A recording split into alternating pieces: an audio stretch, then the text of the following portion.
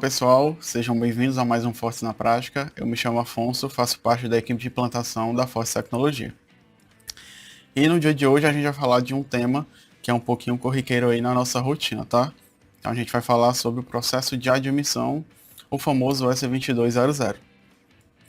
E aí o que a gente vai ver hoje nesse Fortes na Prática? Nós veremos assuntos pertinentes a prazos, a informações contidas, a importância. E também vamos ver o conteúdo mais prático, né, voltado para a parte da admissão propriamente dita no sistema. Então vamos lá, falando do S2200, o que esse registro é? É o registro obrigatório da admissão de um trabalhador contendo todas as informações cadastrais e contratuais para formalizar o vínculo, tá? E um detalhe importante, gente, esse vínculo ele deve ser enviado até um dia antes do início das atividades do empregado, ou até o dia 15 do mês subsequente, né? Caso você tenha optado pelo envio da admissão preliminar, tá? Então, se você optou pela admissão preliminar, você tem até o dia 15 do mês subsequente para estar concluindo a questão do cadastro aí do empregado, tá bom? E aí, para desmitificar, né, fazer essa diferenciação do que eu tenho de conteúdo no processo de admissão, a gente vai falar sobre os dois históricos que são criados durante o processo de admissão, que existe o histórico cadastral e o histórico contratual. O histórico cadastral ele vai prever as informações pertinentes a CPF, a endereço, né, a questão dos dados pessoais. Então é literalmente o que engloba as informações pertinentes ao empregado. Já o histórico contratual, a gente tem informações pertinentes ao contrato, como cargo, salário, jornadas e etc, tá? E se a gente for falar de importância de cadastro de fato, a gente sabe que a admissão é a base do vínculo trabalhista lá no social. Então, para que eu tenha a transmissão de informações junto ao social para esse empregado, o recolhimento dos impostos como deve ser, então é por isso que a gente prevê essa importância do cadastro do empregado, né? Desse vínculo inicial junto ao e-social, tá? E agora a gente vai para um âmbito mais prático, né? Que eu vou mostrar para vocês como a gente dá seguimento com esse tipo de cadastro já no Fortes Pessoal. Aqui no Fortes Pessoal, a gente tem duas telas que eu posso seguir para fazer o cadastro do meu empregado. Eu posso ir pelo caminho do menu, cadastro, empregados. Ele me direciona para essa tela inicial. Ou eu posso, muito bem, logar no meu sistema, vir nos ícones iniciais e a gente clica na opção de empregado, que é esse primeiro ícone, e eles nos direcionam para a mesma tela. Para fazer o envio desse empregado, o cadastro, a admissão de fato, a gente vai vir na direita, nos botões laterais, e vou clicar em novo, cadastro. No exemplo que eu vou mostrar para vocês, eu vou retificar um empregado já cadastrado para mostrar os campos obrigatórios, né, e o que vocês vão encontrar aí durante o processo de admissão, tá? Mas na tela de vocês, né, no processo habitual, a gente iria em novo cadastro de empregados, tá?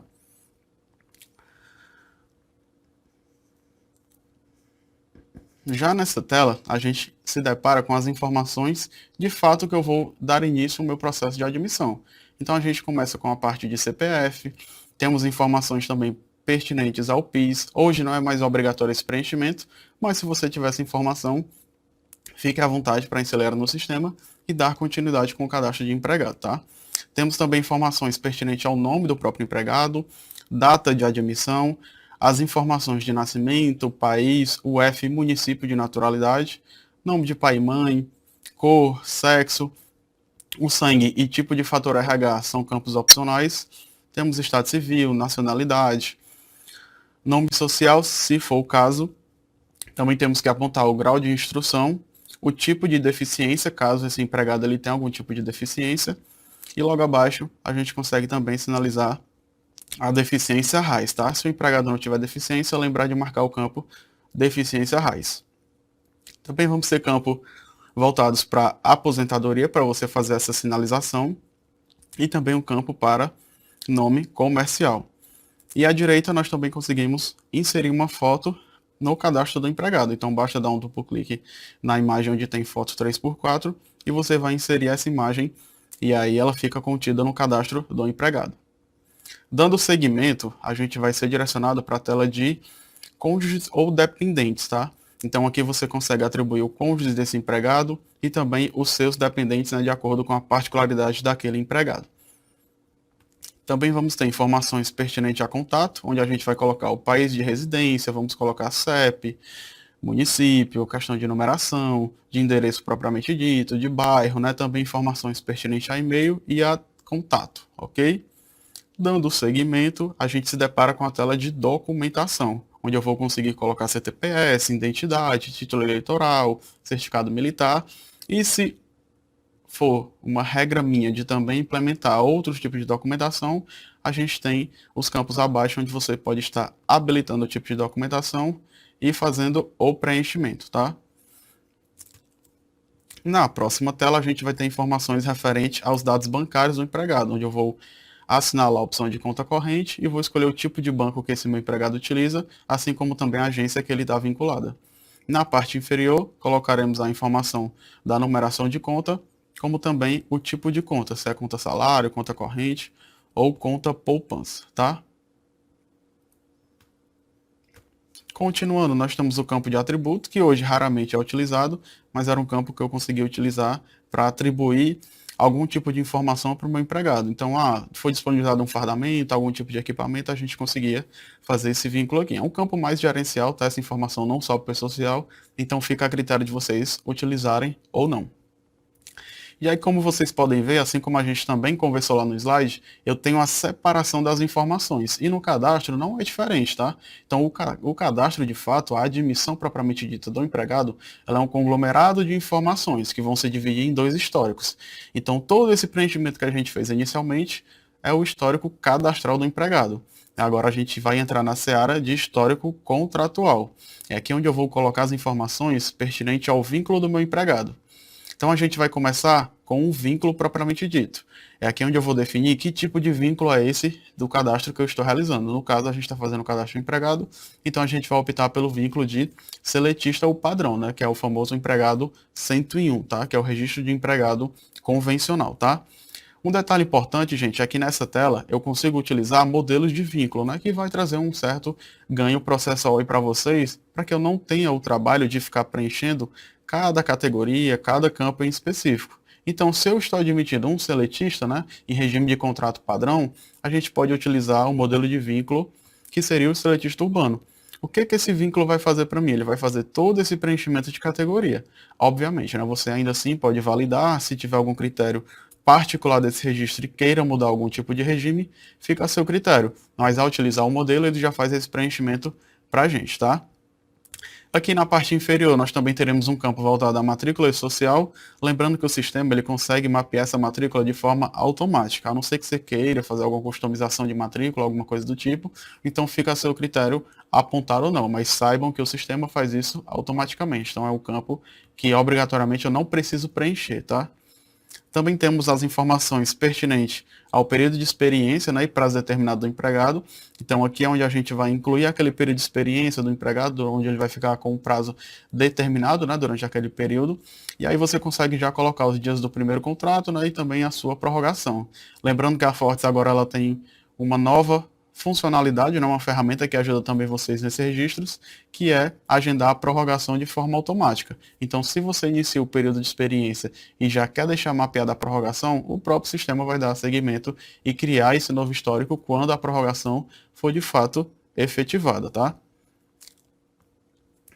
Adiante, nós nos deparamos com os indicativos referentes à admissão, tá? Então aqui a gente vai informar se a admissão ela é uma admissão convencional, anormal, ou se ela é decorrente de uma ação fiscal ou de uma decisão judicial, tá? Também conseguimos apontar aqui a situação do seguro-desemprego do empregado, né? Se foi mediante a consulta ou se não foi consultado. Geração CAGED é um campo que não é mais obrigatório, tá? Ele foi descontinuado, é uma obrigação que foi substituída, tá? E aqui a gente tem o campo do ano que passará a ser descontado a questão da contribuição sindical desse empregado. Então, se você já trabalha, já trata essa questão da contribuição sindical, você pode colocar o ano vigente da admissão do empregado. Caso você não queira descontar, né, pelo menos não nesse momento breve inicial, você pode colocar um ano mais adiante, né, para que esse desconto seja feito só futuramente, caso de fato ele tenha que ser feito, tá? A parte de baixo, a gente vai colocar as informações pertinentes à admissão também, se é o primeiro emprego, se é reemprego, se é uma reintegração. Então você vai preencher o campo de acordo com a particularidade. Mas se tratando de uma admissão convencional, né, propriamente dita, a gente trata como reemprego, tá? Tipo de admissão também vinculado ao preço social, eu mantenho como admissão. Ano do primeiro emprego é um campo não é obrigatório, tá? Então vocês podem optar por preencher ou não, fica a critério de vocês também. E se essa admissão for decorrente de algum processo trabalhista ou algo do tipo, você também vai estar munido das informações para que eu preencha esses outros campos referente ao processo trabalhista de fato, tá? Avançando mais uma vez, a gente se depara com a aba de empregador. Então é aqui onde eu vou atribuir o estabelecimento, o sindicato do meu empregado. Em caso de prestador de serviço, você também pode colocar a obra e tomador, tá? Na outra tela, a gente já entra nas informações laborais, né? O que eu tenho de informação laboral? Então, aqui é onde a gente vai definir o setor que esse empregado vai estar lotado, o seu cargo, a sua função, caso vocês trabalhem com a função também. Lembrar que o cargo é obrigatório por conta do CBO e o vínculo ao E-Social, mas a função ela tem um critério mais gerencial, né? Que inclusive pode estar ajudando vocês aí na rotina de SST com a descrição de atividades, tá? Logo abaixo a gente também tem jornada de trabalho, também é um campo obrigatório. Carreira pública vai depender muito da particularidade daquele tipo de vínculo, tá? E aí a gente entra na seara também de exposição a agentes nocivos, onde vocês vão estar marcando a realidade daquele empregado, tá? Então você pode dizer que ele nunca foi exposto, é não exposto, ou se enquadra, né, na questão da aposentadoria especial, e aí vocês vão deixar listado no que de fato faz frente à realidade daquele empregado, tá? Mais abaixo a gente vai informar as horas contratuais, né, mês e semana. Então a gente faz aquela subdivisão, se for 220 mês, 44 horas semanais, se for 200 mensais, 40 horas semanais. Então também é muito pertinente a particularidade da rotina daquele empregado, tá?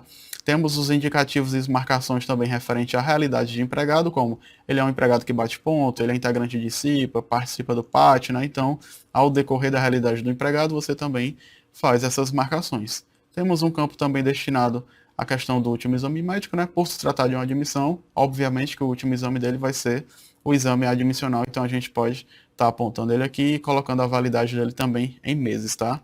A gente tem um campo aqui que era destinado à previsão de férias, né? Hoje a gente já não utiliza mais essa ferramenta, ela foi descontinuada, tá? Hoje a gente utiliza o planejamento de férias para estar acompanhando e fazendo o melhor gerenciamento das férias, tá? Mais uma vez, vamos seguir adiante. Agora a gente entra na aba de remuneração. É aqui onde eu vou definir o salário contratual do meu empregado, se ele vai ser por valor, por cargo ou até mesmo por índice. E se eu trabalhar com adiantamento de folha, a gente também vai ter a possibilidade aqui de fazer a marcação de adiantamento e definir se vai ser um adiantamento que vai levar em consideração percentual ou um valor fixo de fato, tá? Abaixo também a gente tem os tipos de cálculo de salário, né? Se vai ser por mês, por hora, semanal, e também a periodicidade de pagamento, se ela vai ser mensal, quinzenal, semanal, vocês vão definir de acordo com a realidade de vocês. E também, mais uma vez, aparece a marcação aqui recorrente à questão da contribuição sindical. Então, se esse empregado tiver a contribuição sindical, vale marcar também essa informação. Já aqui na parte inferior, nós temos as informações pertinentes à remuneração fixa, tá? Então, essa remuneração fixa é aquela verba que o empregado vai ter de forma fixa mensalmente, né? Que inclusive compõe verbas para cálculo de 13º, de férias, né? Então, tudo aquilo que compõe a verba do empregado, eu vou colocar aqui. Lembrando que são remunerações fixas, tá? Apesar de uma comissão, de uma hora extra também compor verba como média, mas ela não vem aqui, tá? Porque elas são variáveis. Aqui a gente está tratando remunerações fixas, tá bom? Então, como exemplo, eu trago aqui o salário base, né, que é o salário contratual do empregado, e também um adicional de insalubridade, tá bom? Então fica aí de exemplo para vocês. Temos também a parte de benefícios, tá? Então a gente faz a marcação aqui do vale transporte ou vale refeição de acordo com a realidade de atuação de vocês, tá? E aí falando de vale transporte, ao marcar a opção, a gente também consegue destinar o tipo de vale, né, para ter o quantitativo de valor e também a quantidade que é fornecida diariamente para esse empregado. Então, partindo do pressuposto que é vale transporte, normalmente a gente parte de uma ida e uma volta, né? Então, o quantitativo aqui do meu exemplo são 2 vale transportes, tá? O vale transporte ele também tem uma particularidade de descontos, tá, gente? Então, você pode optar por não descontar, pode optar por descontar o limite percentual, que aí você aponta ele aqui embaixo, a gente sabe que o teto é os 6%, né? Então fica a critério da empresa descontar o teto ou descontar um pouco menor, fica a critério de vocês. E aí tem um segundo desconto, que é um desconto que vai prever mais uma questão de não trazer prejuízo para o empregado, que é o seguinte, o empregado ele tem um salário um pouco mais alto e ele optou pelo vale transporte. Então, se eu aplicar os 6% em cima desse salário, o valor de desconto ele vai passar da carga disponibilizada para o empregado. Então essa opção ela já evita justamente isso. Se o meu empregado recebeu X valor de vale e se eu aplicar os 6% em cima do salário dele, esse valor ultrapassar os vales creditados, essa ferramenta faz com que o desconto seja igual ao valor creditado, evitando assim os prejuízos para os empregados, tá? E logo abaixo a gente também tem o campo para o Vale Refeição, onde a gente vai fazer um indicativo de tipo de vale para que ele mensure a questão da informação do Vale Refeição, tá? Lembrando que ele leva em consideração, assim como o Vale Transporte, os dias úteis trabalhados, tá? Vinculado lá na jornada do empregado. Próximo campo, nós vamos ter a questão dos descontos, tá? Então aqui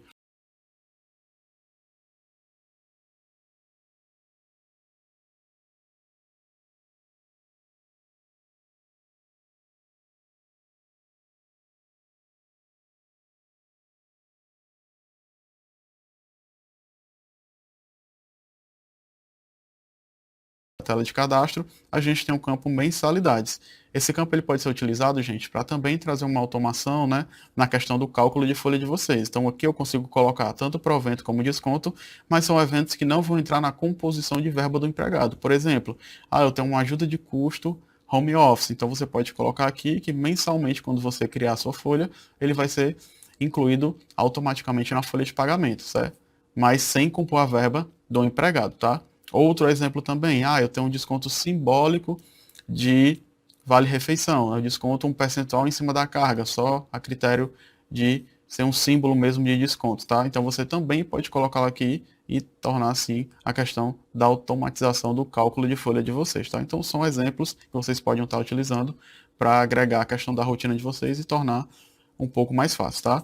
E por fim a gente tem a aba de treinamentos, que é uma aba destinada a cargos em específicos, tá? São funções em específicos que precisam, antes de iniciar suas atividades laborais, ele precisa passar por um treinamento em específico. Mais uma vez, é uma tabela de social, então não é todo o cargo que vai se enquadrar nesse tipo de treinamento em específico. São áreas específicas, né? E aí a gente aponta aqui de acordo com a realidade daquele empregado.